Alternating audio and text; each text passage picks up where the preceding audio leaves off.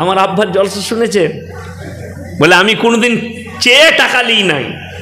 আর আমাদের ইয়াসিন 20,000 নিচ্ছে, 30,000 খালি জান্নাতে যাওয়ার লেগে কুদুকুদি করছে।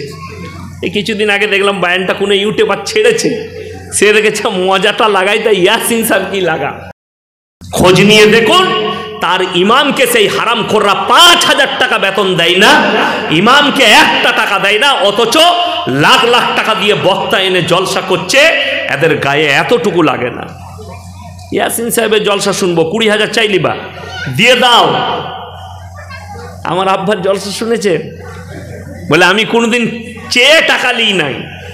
আর আমাদের ইয়াসিন 20,000 নিচ্ছে, 30,000 খালি জান্নাতে যাওয়ার লেগে কুদুকুদি করছে।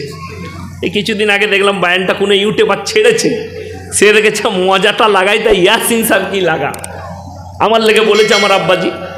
যাই হোক, আমি যেটা বুঝাতে চাইছি, একটা ইমাম 24 ঘন্টা ডিউটি করে, 12 মাস আপনার মসজিদে ডিউটি করে। আমি চ্যালেঞ্জ ছুড়ে বললাম, আমি ইয়াসিন আজকে জলসা করে চলে যাব, কাল সকালে যদি ফোন করেন হুজুর স্টেজে আপনার পাশে যে হাজী সাহেব বসেছিল উনি ইন্তেকাল করেছেন, আমি বলবো আল্লাহ ওনাকে জান্নাতি করুক, আল্লাহ ওনার মাগফিরাত করে দেখ, এইটুকু দোয়া দিয়ে আমি ফোন কাটবো। আর আপনার ইমাম যদি বাড়িতে ছুটিতে থাকে আর যদি ফোন যায় মসজিদ থেকে, আপনার অমুক মুসল্লিটা মারা গেছে, ইমাম সাহেব বিবিকে বলবে আমাকে খুব ভালোবাসতো, মাঝে মাঝে চা খাওয়াতো, আমার মুক্তাদি সব বিবি স্ত্রীর মহব্বত ছেড়ে মুক্তাদির মহব্বতে এসে জানাজার নামাজ পড়াতো। ঠিক বললাম না ভুল বললাম?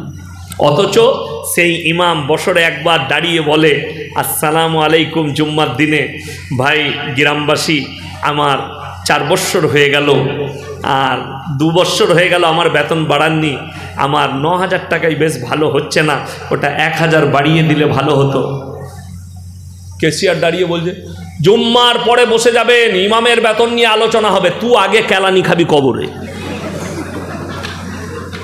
ইমাম বলে দিয়েছে, দাঁড়িয়ে বলতে হবে 1,000 নয়, হুজুরের 2,000 টাকা বেতন বাড়ানো হলো, এটাই সিদ্ধান্ত চূড়ান্ত, শেষ কথা, শুনি দিয়া খালি। তার জন্যে বসতে হবে।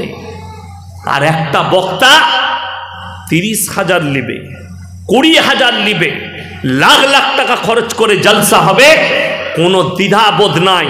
বছরে 1,20,000 টাকা, 1.5 লাখ টাকা দিয়ে জলসা করছে, ওই জলসা না করে ইমামের বেতন বাড়িয়ে দেন, অনেক বেশি নেকি পাবেন। আমি মৌলবি শওকতের বেটা ইয়াসিন বলে গেলাম, কোনো দরকার নেই জলসা করা। আমি তো জলসাওয়ালা বক্তা, আমি বলে যাচ্ছি, আমি মাদ্রাসাও চালাই, আমি আপনাদেরকে বলে যাচ্ছি জলসা করার কোনো প্রয়োজন নাই। আর ইমামকে পাওয়ার দেন, গ্রামের সংস্কার হতে হবে, যে ছেলেরা নামাজ পড়ে না তারা যেন মসজিদে আসে, যারা লটারি কাটে লটারি নিয়ে বলুন। আজকে দুঃখ লাগে, লটারির টিকিট কেটে ফাঁস কাতারে নামাজ পড়ে আমাদের দেশের লোক। ঠিক বললাম না ভুল বললাম? লটারি টিকিট হারাম না হালাল? হারাম। কোরআনে আছে ওয়াহাল্লাল্লাহুল বাইয়া ওয়া হাররামার রিবা, সুদ তোমাদের জন্য হারাম, ব্যবসাকে হালাল করেছি। আল্লাহ রাসূলের হাদিস আছে 1 টাকা যদি কেউ সুদ খায় নিজের মায়ের সঙ্গে 36 বার জিনা করার সমান পাপ হবে, বলুন নাউজুবিল্লাহ। এই কথা ইমাম বলার পরে সুদখোরের গায়ে লেগে গেছে। আমি এই বায়ান সুদের বায়ান করলাম, সকালবেলায় আপনার এলাকার চায়ের দোকানগুলো খালি খোঁজ নেবে, সুদখোর মাল কটা আমাকে গাল দেবে, ও বাজে হুজুর, ওকে আবার দাওয়াত দেয়নি কিবে, ওই মাল কটা আমাকে গাল দিবে। লটারির টিকিট হারাম, লটারিওয়ালারা গাল দিবে, বড় কষ্ট লাগে। আপনার হাই রোডে চাপুন, দুর্গাপুরে আপনাকে দেখিয়ে দেবো, বর্ধমানের দিকে চলুন কিংবা আসানসোলের দিকে, মদ মুসলমানের জন্য স্পর্শ করা হারাম, অথচ মুসলমান মদ বিক্রিও করছে, মদ পানও করছে। ঠিক বললাম না ভুল বললাম? মদ পানও করছে, মদ বিক্রি করছে। গাঁজা হারাম, গাঁজা পান করছে, গাঁজা বিক্রি করছে। হিরোইন হারাম, হিরোইন পান করছে, হিরোইন বিক্রিও করছে মুসলমান। অথচ তারা দাবি করে একদম বুক ফুলিয়ে মুসলমান। দুঃখটা কোথায় জানেন? আমাদের দেশে সারা জিন্দেগি সুদ খেয়েছে, সারা জিন্দেগি সুদ খেলো, হারাম জেনে। ও জানে হারাম, জুম্মায় বায়ান শুনছে, জলসা শুনছে, সব শুনছে, হারাম জানে, তারপরও কিন্তু ছাড়বো না। মৌলবীরা বললি বা হুজুর বললি বা, ওদের কাজ বলা, কি হবে দেখা যাবে। এই ব্যক্তি মারা গেল, মরে যাওয়ার পরে আমাদের দেশের লোকের জান্নাতে যাওয়ার সহজ উপায় জানেন? দুটো। এক হচ্ছে 40 দিনে মিলাদ। আপনাদের এখানে হয় না আশা করি? হয়? 40-এ মিলাদ হয়? এখানে এতগুলো মৌলবি সাহেব আছেন, আমার আগে মুহাদ্দিস সাহেব বয়ান করছিলেন, আমার মনে হয় ভাইজান বয়ান করছিলেন, বুখারী পড়ায়।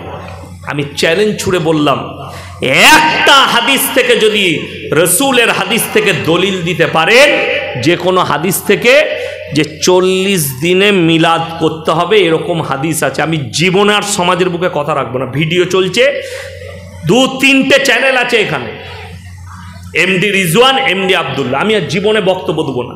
খালি প্রমাণ করে দেয় কোনো একটা মৌলবি সাহেব যে আপনি ভুল বলছেন, হাদিসে অমুক জায়গায় এই হাদিসে আছে মানুষ মরে গেলে 40 দিনে খানা করে মিলাদ করতে হবে। মিলাদের অর্থটাই তো জানে না আমাদের সমাজের লোক। মিলাদ মানে হচ্ছে নবী আকরাম সাল্লাল্লাহু আলাইহি ওয়াসাল্লামের মাথা থেকে পা পর্যন্ত জীবন আদর্শ বর্ণনা করার নাম হচ্ছে মিলাদ। আর আমরা যে মিলাদ পড়ি ওটা গাঁজাখোর মাতাল দিকে জান্নাতে পাঠাবার মিলাদ। বিসমিল্লাহ। জিন্দেগি ভর গাঁজা খেয়ে মরে গেছে, মদের ভাটিতে মারা গেছে, ইয়াসিনকে দাওয়াত দিয়েছে 10,000 টাকা দিবে আর দেশি মুরগি দিয়ে ভাত। আমিও দেখলাম এত ভালোবাসা, আর দেশি মুরগি ঝেড়ে দোয়া, আল্লাহ তুমি জান্নাতুল ফিরদাউস দান করো, আল্লাহ কবরটাকে জান্নাতের বাগিচা বানিয়ে দাও বিরহমাতিকা ইয়া আরহামার রাহিমিন। যখন বাড়ি যাচ্ছি জিজ্ঞেস করলাম, ভাই কি করে মরে গেছে? বেটা খুব খারাপ ছিল, মদ খেয়ে গাড়ি চালাচ্ছিল, মারা গেছে। যা তোবা তোবা, কাকে জান্নাতে দিলাম? 4 বোতল মদ খেয়ে গাড়ি চালাচ্ছিল, অ্যাক্সিডেন্ট হয়ে মারা গেছে, আমি জান্নাতে ভরে দিলাম। আর আমাদের দেশে দেখবেন মাদ্রাসা মসজিদে জলসা হয়, হয় না? আদায়ের জলসা হয়। কিছু সুদখোর আছে, গাঁজাখোর আছে, ওরা দেখে লটারিওয়ালা সুজাসুজি দোয়া, কি বুঝলেন? হুজুর এখন আদায় করছে মাদ্রাসার জলসায়, বক্তারা আসে আদায় করে না সুর দিয়ে, ও এসে লটারিওয়ালা 1000 টাকা দিয়ে দিলে, আর হুজুর দোয়া করছে, আহারে বন্দানে কোথায় মাসে ছিল, আর ছিল কি না ছিল দেখো 1000 দিল, দিয়ে জান্নাতে ঢুকিয়ে ছেড়ে দিল। লটারিওয়ালা মনে মনে করছে তাহলে এত ভালো জান্নাত আর কোথাও নাই। আর হুজুর তো জানেই না মালটা লটারিওয়ালা, হুজুর তো জানেই না মালটা সুদখোর, সুদের টাকা দিচ্ছে, আর হুজুর মনে করছে দোয়া করে দিলেই জান্নাত রেডি হয়ে যাচ্ছে। নাউজুবিল্লাহ। যদি ওইভাবে জান্নাত পাওয়া যেত, জিন্দেগি ভর আল্লাহর বিরোধী যারা সুদ খেলো জেনে শুনে, হারাম জেনে, তারা যেন আল্লাহর সঙ্গে যুদ্ধ ঘোষণা করলো, রাসূলের সঙ্গে যুদ্ধ ঘোষণা করলো। যে লোকটা জিন্দেগি ভর রাসূলের সঙ্গে যুদ্ধ ঘোষণা করলো আল্লাহর সঙ্গে, এই লোক মুমিন হতে পারে? কথা বলে, এই লোক মুমিন হতে পারে না। আপনাদেরকে একটা মাসলা বলে যাই, যদি কোনো ব্যক্তি প্রকাশ পেয়ে যায় সমাজের বুকে, এই লোক নাস্তিক, আল্লাহ মানে না, রসুল মানে না, ধর্ম বিশ্বাস করে না, সে যদি আলেমের ছেলে হয়, সে যদি হাজী সাহেবের বেটা হয়, সে যদি তাহাজ্জুদ গুজারের ছেলে হয়, সে যে বাড়িরই সন্তান হোক, যদি সমাজে প্রকাশ পেয়ে যায়, প্রকাশ্যে সে যদি নাস্তিক হয়, আল্লাহ অবিশ্বাসী হয়, রসুলে অবিশ্বাসী হয়, না মানে না তার জানাজার নামাজ পড়া যাবে, না তাকে কবরস্থানে দাফন করা যাবে। মরে যাওয়ার পরে জেনে শুনে যদি কোনো মৌলবি তার জানাজার নামাজ পড়ায়, কিয়ামতের দিনে আল্লাহ এই মৌলবির কাছে কঠিন হিসেব নেবেন। যেহেতু জানাজার নামাজ তো হয় কার জন্যে? মুমিনের জন্যে। মাইয়াতের মাগফিরাতে দোয়া নামাজের সুরাতে। জানাজার নামাজটা নামাজ নয়, মাইয়াতের মাগফিরাতে দোয়া। দাফন করা হয় মুমিনকে। আমাদের বর্ধমান জেলাতেই ঘটনা ঘটেছে, আমি জায়গার নাম বলবো না। একজন মেয়ে অমুসলিম ছেলের সাথে বিবাহ করেছে, কারণবশত তার বাড়িতে মারা গেছে। কেন মারা গেছে জানি না, মারা গেছে। তার লাশ এসছে বাপের বাড়ি, এখন দ্বন্দ্ব দাঁড়িয়েছে গ্রামের সমাজে তার জানাজাটা কি হবে। এখন যদি সিন্নিখোর হয়, পয়সা লোভী মৌলবি হয়, পড়িয়ে দিবে। তাকে বলেছে চালিয়ে দাও, সে চালিয়ে দিয়েছে, তার জানাজাও হয়েছে, তার দাফন কাফন হয়েছে। পরবর্তীতে আমাকে ফোন করে, আমি বললাম ইমাম যদি জেনে শুনে করে থাকে, সেই ইমামকে কিয়ামতের দিনে আল্লাহ কঠিন কাঠগোলায় দাঁড় করাবেন, কঠিন হিসাব দিতে হবে। কেন? মুশরিকের জন্য দোয়া করা মুমিনের জন্য উচিত নয়। মুশরিক বেঈমান কাফের এরা যদি মারা যায় মুমিনের জন্য উচিত হবে না, যদিও সে নিকটতম আত্মীয় হয়। আপনাদিকে ছোট্ট শোনায়, আচ্ছা বলুন তো, নবীজি সাল্লাল্লাহু আলাইহি সাল্লামের থেকে দামি লোক পৃথিবীতে কেউ আছে? আর কিয়ামত পর্যন্ত আসবে? আসবে না। আল্লাহর হাবিব সাল্লাল্লাহু আলাইহি সাল্লামের কাছে খবর এলো, ইয়া রাসূলুল্লাহ, আপনার চাচা যান মৃত্যুর শয্যায় আছে। নবীজি ছুটলেন, চাচার হাতটা টিপে ধরলেন আর বললেন, চাচা গো, আমি মুহাম্মদ তোমার ভাইপো আল্লাহর নবী, তুমি একবার কলমা পড়ে নাও, আমি আল্লাহর কাছে তোমার জন্য কেঁদে কেঁদে ক্ষমা চাইব। আল্লাহর নবী চাচার উত্তর হলো, শোনো, আমি বার্ধক্যে কলমা পড়লে লোকে বলবে মৃত্যু ভয়ে কলমা পড়েছে, আমি কলমা পড়তে পারবো না, আমি কলমা পড়তে পারবো না। আল্লাহ তাআলা নবীজির কাছে আয়াত পাঠিয়েছেন, ইন্নাকা লা তাহদি মান আহবাবতা ওয়ালাকিন্নাল্লাহা ইয়াহদি মান ইয়াশা। হে আমার নবী, হিদায়েতের দপ্তর সকলে বলুন কার কাছে? আল্লাহর হাতে। আমার ইচ্ছা নেই তোমার চাচা কলমা পড়তে পারবে না, হিদায়েত আমার হাতে, আল্লাহর হাতে। এই শিলিগুড়ি থেকে একজন ফোন করেছে আমাকে, আমি একটা বক্তব্য কিছুদিন আগে দিয়েছিলাম যে কোনো ব্যক্তি যদি বলে আমি মসজিদের ভেতরে শুধু আল্লাহ আল্লাহ করি, কোনো ব্যবসা নাই, কোনো কাজ নাই, সকাল থেকে আমি ফজরে ঢুকে যাই, সন্ধ্যায় বের হয়, সারা দিন মসজিদে তসবিহ করি, আল্লাহ আল্লাহ করি, আল্লাহ আমার সংসার চালায়, আমি বলেছিলাম ওই লোকটা চোর না হলে ধোঁকাবাজ। এই আলেমরা বসে আছে, আমি চ্যালেঞ্জ দিয়ে বললাম, চ্যালেঞ্জ ছুড়ে বললাম। কেন? 24 ঘন্টা আল্লাহ মসজিদে থাকার কথা বলেননি, এটা কোরআন, সূরা জুমা খুললি পেয়ে যাবেন। ইয়া আইয়ুহাল্লাযীনা আমানু ইযা নুদিয়া লিস-সালাতি মিন ইয়াউমিল জুমআ ফাসআউ ইলা যিকরিল্লাহি ওয়া যারুল বাই যালিকুম খায়রুল লাকুম ইন কুনতুম তা'লামুন ফাইযা কুদিয়াতিস সালাতু ফান্তাশিরু ফিল আরদি ওয়াবতাগু মিন ফাদলিল্লাহ ওয়াযকুরুল্লাহা কাসীরান লাআল্লাকুম তুফলিহুন। যখনই তোমাদের নামাজ হয়ে যাবে, ইবাদত শেষ হবে, তোমরা হালাল রুজির সন্ধানে বেরিয়ে পড়ো। আপনি বলবেন আমি 5 ওয়াক্তের নামাজ পড়ি, সকালবেলায় উঠে আমি দুর্গাপুরে মাছ বিক্রি করতে যাই, সবজি বেচতে যাই, সকালবেলায় একটু আমি ব্যবসায় আলু বিক্রি করি। আপনি পাক্কা মুমিন, আপনার রুজিটা হালাল রুজি, হালাল ইনকাম করছেন। কিন্তু কোনো ব্যক্তি যদি বলে আমি শুধুমাত্র আল্লাহ জিকির করি, আল্লাহ আমার সংসার চালাই, এর নাম ধোঁকাবাজ। যদি বলেন দলিল দেন হাদিসের, যেদিনে হযরতে ওমরে ফারুক রাদিয়াল্লাহু তাআলা আনহু আমিরুল মুমিনিন নিজের ব্যবসার মালগুলো নিয়ে ফজরের পরে বেরিয়ে যাচ্ছেন, সাহাবীরা আটকালেন, হে আমিরুল মুমিনিন, আপনি ব্যবসায় চলে গেলে আমাদেরকে দিন শিক্ষা কে দিবে, দিনের দাওয়াত কে পৌঁছাবে? আমিরুল মুমিনিন ওমরে ফারুক রাদিয়াল্লাহু তাআলা আনহু বললেন, আমার সংসার কি করে চলবে? বললে আপনাকে বাইতুল মাল থেকে বেতন দেওয়া হবে, আপনি ব্যবসা বন্ধ রাখেন। সেই দিন থেকে বেতন হয়েছে, বাইতুল মাল থেকে ওজিফা দেওয়া হতো হযরতে ওমরে ফারুক রাদিয়াল্লাহু তাআলা আনহুকে, সেখান থেকে সংসার চালাতেন। আর কিছু ভণ্ড ওই যে আমি জিকির করি সংসার চালাই, তার গায়ে লেগেছে। আমি বললাম তুমি ওই রকমই চোর, তবে তোমার গায়ে লেগেছে, তুমি ওই রকমই ধোঁকাবাজ প্রতারক, তবে তোমার গায়ে লেগেছে। অনেকজন বলে না, এই বক্তা যদি বায়ান করে লোক হিদায়েত পেয়ে যাবে, এটা হচ্ছে কোরআন বিরোধী কথা, আল্লাহ বিরোধী কথা, রসুল বিরোধী কথা। হিদায়েতের দপ্তর আল্লাহর হাতে। কোরআনের আয়াত শুনলে চোখ দিয়ে পানি আসবে, শুধু অনেক দূরের কথা। 8 পারার প্রথম পৃষ্ঠায় আছে, ওয়ালাউ আন্নানা নাযালনা ইলাইহিমুল মালাইকা ওয়া কাল্লামাহুমুল মাউতা ওয়া হাশারনা আলাইহিম কুল্লা শাইইন কুবুলা।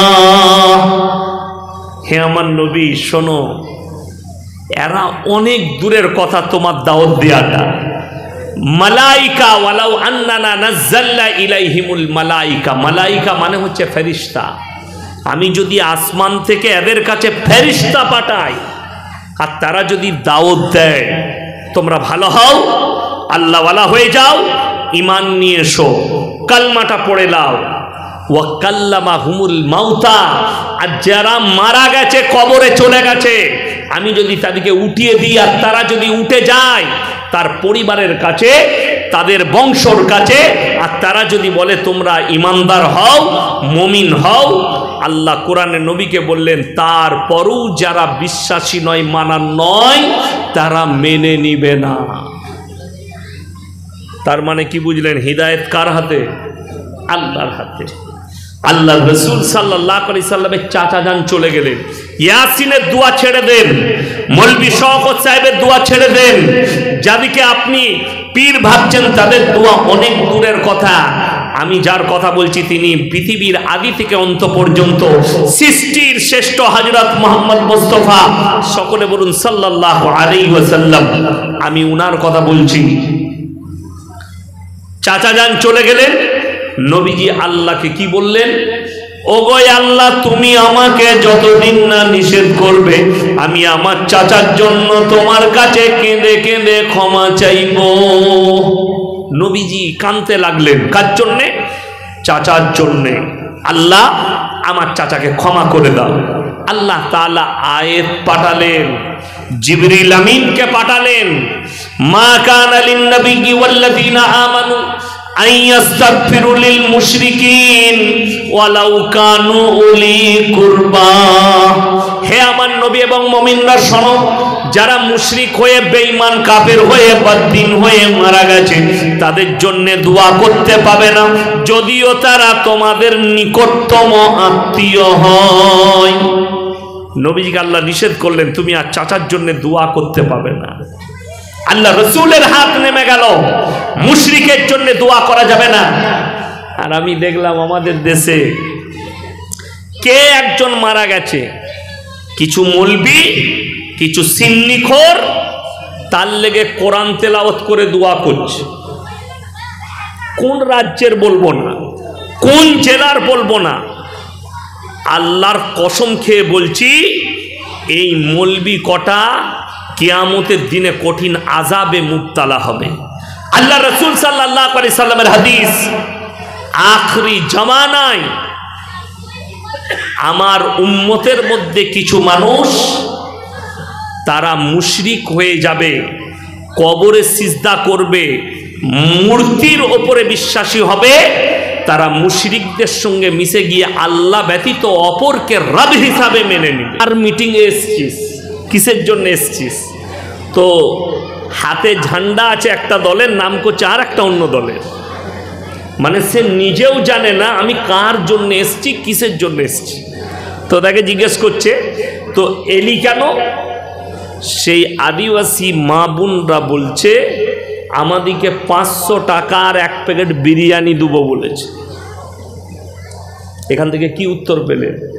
তার কাছে এডুকেশন, শিক্ষা না থাকার কারণে সে নিজেই জানে না আমি এসছি, তার মাকসাদ হচ্ছে, আসার মাকসাদ বিরিয়ানির প্যাকেট আর টাকা। আসল মাকসাদ সে জানে না তাকে কেন আনা হয়েছে।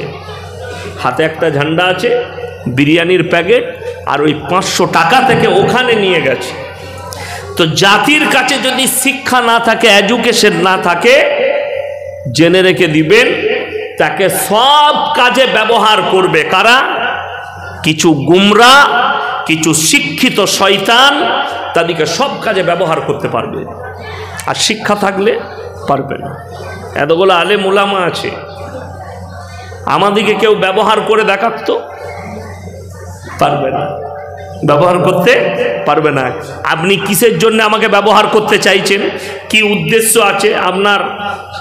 উদ্দেশ্যটা কি? আমি সব কিছু জানব, তারপরে সেই জায়গায় পা দেবো।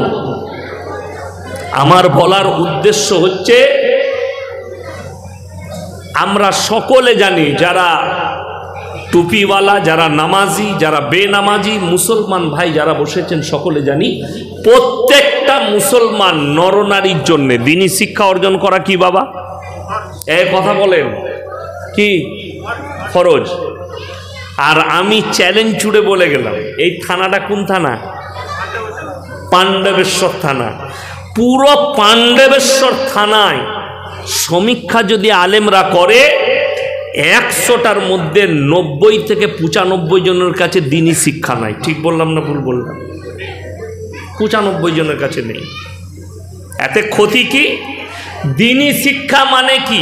ফরজ কতটা? আলেম হতে হবে, মুহাদ্দিস হতে হবে, হাফেজ হতে হবে, কারি মুফতি হতে হবে না, অতটা ফরজ। এই যে মক্তবের শিক্ষা, কিসের জন্যে? ওই অতটা ফরজ, যতটা জানলে, যতটা ইলম হাসিল করলে হারাম হালালটা চিনতে পারবে, দিন আর বদ্দিন কোনটা চিনতে পারবে, শিরক আর বেদাত চিনতে পারবে, কুফরিটা চিনতে পারবে, বেঈমান কাফের যে জালটা ছুড়ছে সেই জালটা যেন সেই ইলমের দ্বারা দেখতে পায়, এতটা ফরজ। আজকে একটা মুসলমান যুবক, সে হারাম হালালের বিচার করার ক্ষমতা নেই তার। কেন? দ্বীনি শিক্ষা না থাকার কারণে। আমার একটা জলসায় আছে, এই বীরভূম আর বর্ধমানের ছেলেরা বেশিরভাগ পাথরের গাড়ি আর বালির গাড়ি চালায়। ঠিক বললাম না? বীরভূমের, বর্ধমানের ছেলে, বিশেষ করে আমাদের থানা বুদবুদ, গলসি, আউসগ্রাম থানা, আর এইদিকে আপনার বীরভূম ডিস্ট্রিক্ট, ডাম্পার, পাথরের গাড়ি আর বালির গাড়ি, বালি লোড করছে, হাই রোডে চেপেছে, মুসলিমদের ছেলে, ড্রাইভারও মুসলিম, খালাসিও মুসলিম। হোটেলে দাঁড়িয়ে ঢুকেই বলছে 1 বোতল মদ দে। মদ খাওয়া হয়ে গেল, বলছে মুরগির মাংস আর রুটি নিয়ে আই। তো বেচারা হোটেলের কর্মচারী, সে রুটি আর মাংস এনেছে, তখন তাকে জিজ্ঞেস করছে মুরগিটা জবাই না কাটা? বলে হারামখোরকে জুতো করে মার। আচ্ছা, যে লোকটা মদ খেলো তার আর কাটা গুটা থেকে লাভ আছে? এ জানে না যে যেমন মুরগি কাটাটা হারাম, ওই রকমই মদটাও আমার জন্য স্পর্শ করা হারাম। কেন জানে না? এর বাবা মা দ্বীনি শিক্ষা দেয়নি। আর যতগুলো বাবা বসে আছেন, বাপ যাদের সন্তান আছে, যাদের স্ত্রীর পেটে বাচ্চা আছে, যাদের বাচ্চা হবে, যাদের বিয়ে হব হয়েছে, আমার এই বক্তব্যটা শুনে যান। পৃথিবী থেকে যাওয়ার পরে বাপের রেখে যাওয়া সব থেকে দামি সদকা হচ্ছে নেক সন্তান। বাপ মরে যাওয়ার পরে বাপের কবর জিয়ারত করবে, বাপের জন্য সদকা করবে, বাপের জন্য দান করবে, বাপের জন্য নামাজের পাটিতে দোয়া করবে। এখন তো আমাদের দেশে বাপ যদি মরে যায়, মসজিদের দরজায় সকালবেলায় দাঁড়িয়ে আছে ফজরের সময়, হুজুর বেরিয়েছে, হুজুর বাপের কবর জিয়ারত করতে হবে। ও পারে না। মৌলবীকে আমাদিকে ভাড়া করে নিয়ে যাবে, আমার বাপের কবর জিয়ারত করতে হবে। তাহলে এর থেকে দুঃখ আর কি আছে? যে এমন সন্তান রেখে গেলেন, তাকে মৌলবী ভাড়া করতে হচ্ছে, তার নিজস্ব ক্ষমতা নাই যে আমি আমার বাপের কবরটা জিয়ারত করি, আর বাপের কবরের পাশে হাত তুলে আল্লাহর কাছে চোখের পানি ফেলাই, আল্লাহ তুমি আমার আব্বার কবরটা জান্নাতের বাগিচা বানাও। এইটা বলারও ক্ষমতা নেই। কেন? আপনি তৈরি করেনি। এটা সব থেকে বড় সদকা, সব থেকে বড় সদকা। আপনার ছেলে স্কুলে যাক, মাস্টার হোক, ডাক্তার হোক, প্রফেসর হোক, ইঞ্জিনিয়ার হোক, যত ডিগ্রি আছে, যা হবে হোক, আমি আল্লাহর কসম খেয়ে বলে যাচ্ছি, উলামারা আছে, আল্লাহর কসম খেয়ে বলছি, যদি দিন না থাকে আমার আল্লাহর কাছে কিচ্ছু মূল্য নাই। যদি দিন না থাকে আমার আল্লাহর কাছে কোনো মূল্য নাই। ভারতে বর্তমানে 30 কোটি মুসলমান আছে। কত বললাম? কত? 30 কোটি। 10 কোটি মুসলমান আছে কিনা সন্দেহ আছে। 10 কোটি মুসলমান আছে কিনা সন্দেহ আছে। যদি বলেন দলিল আছে, আমি দলিল দিয়ে ঢেকে দিয়ে যাব। পাণ্ডবেশ্বরের মানুষকে দলিল দিয়ে ঢেকে দেবো আপনাদিকে। এত দলিল দেবো আপনি অনুভব করতে পারবেন না যে আমার ঘরের চারিপাশে, আমার পাড়ায়, আমার পরিবারে এরকমভাবে বেঈমান কাফের হয়ে আছে মুসলমানই নেই। আমাদের সমাজের লোক তো জানে গরুর মাংস খাচ্ছে, আর মুসলমান ঘরে জন্ম নিয়েছে মানি মুসলমান। কে বলল আপনাকে মুসলমান ঘরে জন্ম নিলে গরুর মাংস খেলে মুসলমান? তাইলে সব থেকে বড় মুসলমান ফিল্মের আর্টিস্ট ঋষি কাপুর ছিল। সে বলেছিল মিডিয়াকে, প্রত্যেক দিন আমার ডিনারে বিফ থাকে, গরুর মাংস। বিফ মানে গরুর মাংস, আমি খাই। তাকে অনেকজন গালি দিয়েছে। তাই সে গরুর মাংস খাই বলে সে মুসলিম হয়ে যাবে? আমাদের কলকাতার একজন আইনজীবী বলেছিল, আমি কলকাতায় দাঁড়িয়ে গরুর মাংস খেয়েছি। দেশে কি মমিন হয়ে গেছে না ইমানদার হয়ে গেছে? গরুর মাংস, গরুর গোশত হালাল, আপনার ভালো লাগলে খাবেন। যদি মনে হয় এটা আমার জন্য ক্ষতিকারক, আপনি খাবেন না, কোনো গুনাহ নাই। কেউ বলতে পারবে না যে কেউ যদি বলে আমি গরুর মাংস খাবো না, তা তার গুনাহ হবে। আল্লাহ হালাল করেছে, আপনি গরুর গোশত খেতেও পারেন, নাও খেতে পারেন, হালাল বস্তু খান। ওই জন্য ওটা শর্ত নয় যে আমি মুসলমান ঘরে জন্মগ্রহণ করেছি মানে আমি মুসলমান, না, এটা শর্ত নয়। আপনি দেখুন না তাকিয়ে গোটা ভারতবর্ষ জুড়ে কি চলছে? আই লাভ মোহাম্মদের ঝান্ডা চলছে না চলেনি? কটা ইউপি ছেলে কোনো প্রোগ্রামে তাদের পোস্টার টাঙিয়েছিল, পুলিশ এসে খুলিয়েছে, তাদের নামে কেস দিয়েছে। তো গোটা ভারতবর্ষ ধরে আই লাভ মোহাম্মদ ঝান্ডা নিয়ে বেরিয়েছে দুর্গাপুরে, আই লাভ মোহাম্মদ, কিন্তু হারামখোর নামাজ পড়ে না। দুঃখ এটাই। আমরা বলবেন নবীর দুশ্মন। কে বলবে? কটা সিন্নিখোর মৌলবি বেরিয়েছে, তারা বলছে আইলাম মোহাম্মদ বলতে কে মানা করেছে? নবীকে। আচ্ছা, নবীর মহাব্বতটা গাঁজা খেয়ে মহাব্বত হয়? যে মদ খায় সে নবীকে ভালোবাসতে পারে? কথা বলেন না কেন? যে জীবনে নামাজ পড়ে না সে রসুলকে ভালোবাসতে পারে? আল্লাহ রসুলের হাদিস আছে, যার নামাজ নেই তার মধ্যে ইসলাম নেই। যে যুবকটা পোস্টার নিয়ে আইলাম মোহাম্মদ বলছে, সে জিন্দেগিতে নামাজ পড়ে না। এর থেকে বড় রসুলের দুশ্মন আর কে হতে পারে? আরে আল্লাহ রসুলের যুগে মুনাফেকরা নবীজির সামনে বলতো আল্লাহকে ভালোবাসি, আপনাকে ভালোবাসি। আল্লাহ আয়াত অবতীর্ণ করেছে সূরা মুনাফিকুন। বেঈমান কাফেররা নবীর সামনে বলতো আমরা বিশ্বাস করি আপনি আল্লাহর রসুল, আর আল্লাহ বলছে আমি সাক্ষী দিচ্ছি হে আমার নবী। তারা মুখে বলছে আল্লাহর রসুল তোমাকে, এরা অন্তর থেকে তোমাকে নবী বলে বিশ্বাস করে না, তোমার উপরে বিদ্বেষ আছে। এটা আল্লাহ নিজে নবীকে বলছে। আর আপনি আইলাম মোহাম্মদ বললি নবীর উম্মত, আপনি ঝান্ডা টাঙিয়ে দিলে নবীর উম্মত। ইসলামে আছে আল ফিতনাতু আশাদ্দু মিনাল কাতল, কোরআনের ভাষা এটা। ফিতনা হচ্ছে কতলের থেকেও বড় গুনাহ। এই গ্রামের ছেলেরা ভালোবাসে, কমেডির ছেলে আমাকে 2 কিলোমিটার আগে আনতে গিয়েছিল, বাইক নিয়ে দাঁড়িয়ে ছিল রেলগেটের কাছে। ওরা নারাই তকবীর বলে এলো, আমি কিচ্ছু বললাম না, এটা আমার জেলা বলে। এই ধরনের কাজ কোনোদিন কোনো বক্তাকে নিয়ে করবেন না, কোন বক্তাকে নিয়ে। আমরা যে দেশটাই বাস করছি এটা সেকুলার দেশ। হিন্দু, মুসলিম, শিখ, ইসাই সবাই আমরা একসাথে বাস করি। স্টেজে এসে কত তকবীর দিতে পারো এখানে দাও দেখিনি, দেখি তোমার গলার কত জোর। রাস্তায় কাকে দেখানোর জন্য তকবীর দিচ্ছ? এটা বিদ্বেষ ছড়ানো। তকবীর যেখানে দেওয়া দরকার, অত যদি শখ থাকে ফিলিস্তিনে চলো, ওখানে গিয়ে গাজায় যুদ্ধ করবে আর তকবীর দিবে। রাস্তায় কোনো বক্তাকে আনতে গিয়ে তাকবীর দিবেন না। আমি আমার অভিজ্ঞতার কথা বলছি। আমি হাওড়া জেলায় গেছি, 4 কিলোমিটার নিয়ে যাচ্ছে এই মুসলিম যুবকরা 70টা বাইক নিয়ে এসছে আমাকে নিয়ে যেতে। এরা যত জোরে সেই পাড়ায় নারাই তাকবীর বলছে, তারা তত জোরে জয় শ্রীরাম বলছে। একটু ব্রেক করে দিয়ে কি বললি শালা, এই ভাষাটা বললি লড়াই।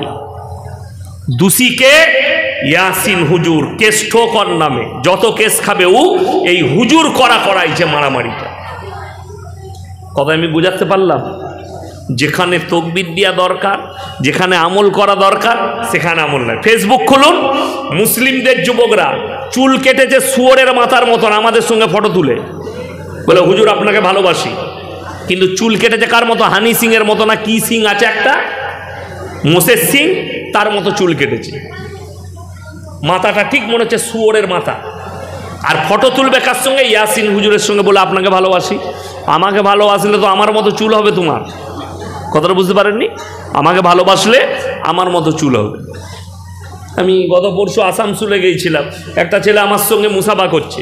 আমি বললাম তোমার সঙ্গে কীভাবে মুসা করবো? তুমি মেয়ে না ছেলে বুঝাই যাচ্ছে না। কান ফোড়া আছে, কানে একটা বালি আছে, হাতে বালা পড়ে আছে। কিন্তু আপনি জানেন না, এ মুসলিম যুবক ইমামের কাছে জানতে চাই না, আলেমদের কাছে জানতে চাই না যে আমি কানে যে বালিটা পড়ছি এটার পাপ কি আছে। আল্লাহ রসুলের হাদিস, বুখারী শরীফের হাদিসে আছে, আল্লাহ তাআলা কিয়ামতের দিনে এদের দিকে তাকিয়ে দেখবেন না যে সমস্ত পুরুষরা নিজেদের চেহারাকে, আকৃতিকে নারীদের মতো রূপ ধারণ করায়, অর্থাৎ তারা জাহান্নামে প্রবেশ করবে। আমি সেই ছেলেটাকে বললাম, আল্লাহকে যদি ভয় করো, রসুলের প্রতি যদি এত